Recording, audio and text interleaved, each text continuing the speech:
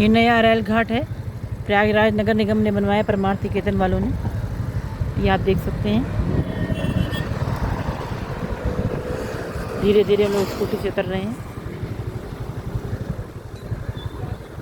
ये शंकर जी की बहुत बड़ी प्रतिमा है। इधर से अगर व्यू दिख सका तो मैं आपको दिखाऊंगी जरूर। ये पानी है यमुना नदी का। ये भोलेनाथ बाबा है।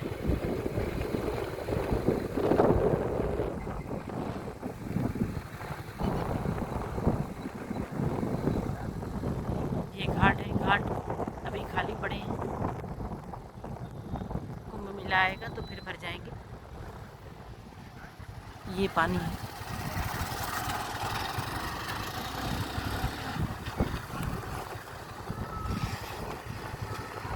Thank you for video watching. Thank you.